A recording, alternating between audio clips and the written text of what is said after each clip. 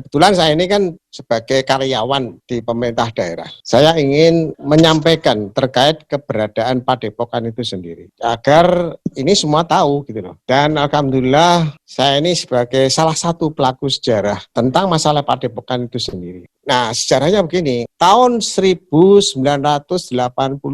Nah, kebetulan saya ini kan sebagai karyawan di pemerintah daerah. Saya masih remaja pada saat itu. Namun saya diberi tugas untuk menangani masalah tanah-tanah yang dikuasai oleh pemerintah daerah. Tanah-tanah yang dikuasai pemerintah daerah itu banyak banget. Tahun itu, tahun 82, ada pengajuan surat dari P dan K. P dan K itu belum berintegrasi dengan pemerintah daerah. Dulu masih vertikal ya, itu departemen khusus ya. Nah, kemudian mengajukan tanah untuk keperluan SMP 7. Ya, SMP 7 itu sekarang berdampingan dengan Padepokan itu, persis yang sebelah timurnya itu. Maka ini riwayatnya. Dari permohonan dari P dan K itu mengajukan tanah untuk keperluan SMP 7 yang luasnya kurang lebih 2 hektar, lebih sedikit. Nah, di situ ada plafonnya. Plafon anggaran dari APBN, bahwa anggaran dari APBN tersebut per meternya Rp2.000. Kemudian setelah hitung, itu jatuhnya kurang lebih 1 hektar lebih sedikit, saya pastinya udah lupa ya.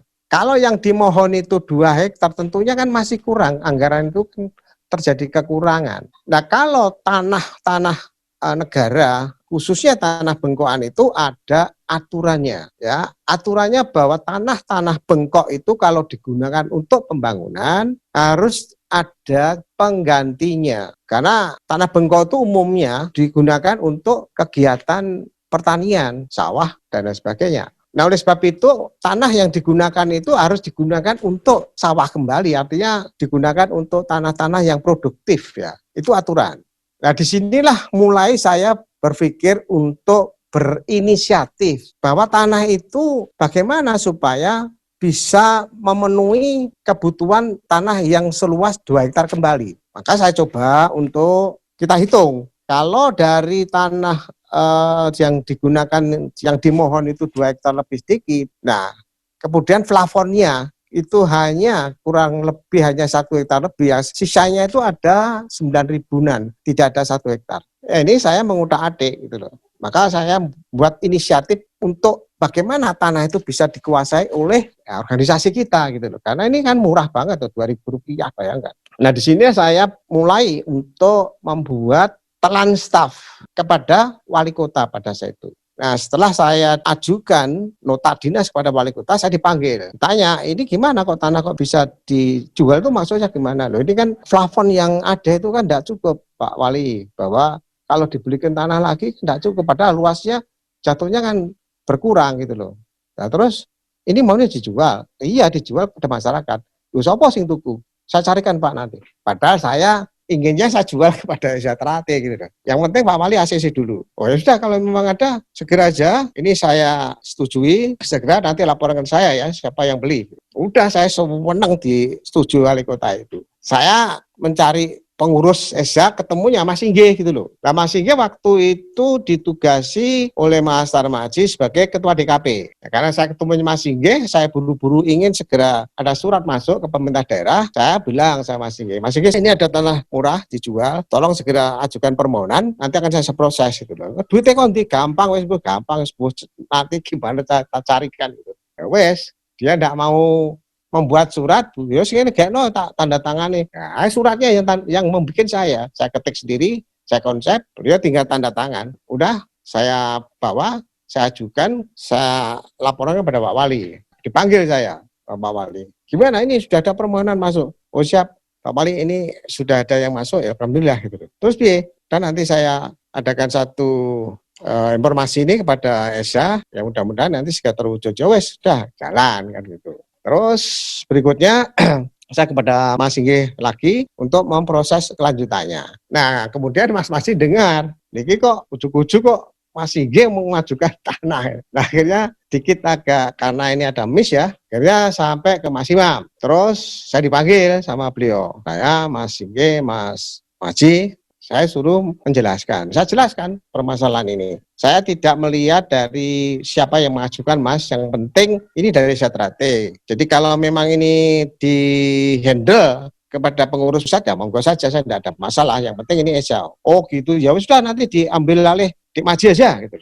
Jadi suratnya akhirnya dirubah, yang dulunya DKP menjadi pengurus pusat. Tapi dokumen di pemerintah daerah ada itu kalau kita cari di situ. Nah, kemudian dilanjutkan kepada Mas Tarmaji. Karena sudah disetujui, lalu saya mencoba untuk koordinasi dengan Badan Pertanahan. Jadi yang saya inginkan bahwa bagaimana tanah itu bisa bersertifikat kan gitu. Setelah saya ke Badan Pertanahan, kita diskusi panjang, ternyata organisasi pada saat itu belum bisa mengajukan tanah yang bersertifikat. Ya di lazimnya di dalam satu organisasi itu yayasan yang sudah mendapatkan hak atas tanah itu. Banyak toh dulu itu sekolah-sekolah itu kan didirikan yayasan yang akhirnya bisa mendapatkan hak atas tanah. Tapi haknya adalah hak guna bangunan. Kalau hak guna bangunan itu kan batasnya kan 20 tahun.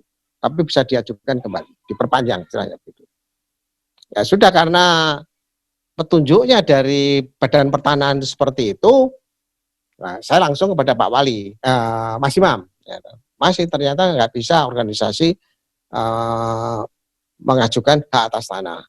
Ini bisanya yayasan, Mas, supaya membuat yayasan gitu. Oh ya sudah, kalau memang begitu, karena kita juga punya notaris, artinya warga Setrate yang profesinya notaris, yaitu Mas Darmo Sudagung dari Malang itu.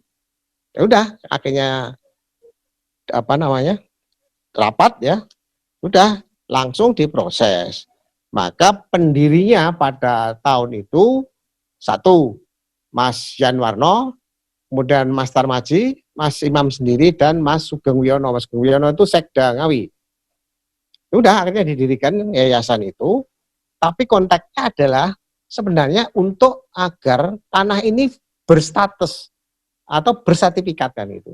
Nah, tujuan kami adalah nanti sertifikat itu bisa dijadikan anggunan untuk mendapatkan duit kan begitu. Nah, akhirnya sudah kita lakukan pemrosesan, karena prosesnya juga panjang, karena dari tanah negara menjadi tanah hak guna bangunan kan begitu. Nah, kemudian karena sudah semuanya setuju ACC, lalu alhamdulillah ya, jadi yayasan sudah bisa dilakukan, punya legalitas. Jadi kalau yayasan itu kan dahulu kan cukup dinotarilkan, kemudian disahkan ke pengadilan negeri, itu sudah sah itu. Cukup simpel, kemudian saya ajukan ke Badan Pertanahan, keluarlah sertifikat ya, hak guna bangunan atas nama yayasan. Nah, disinilah kebetulan saudara sepuh kita ini, Mbak Tinu, itu kan dulu bekerja di BCA. Nah, sudah, kemudian dianggunkan sertifikat itu agar mendapat pinjaman ya dari Bank BCA. Nah, untuk agar bisa terbeli tanah itu, solusinya adalah dicarikan pinjaman. Kepada siapa? Nah, ini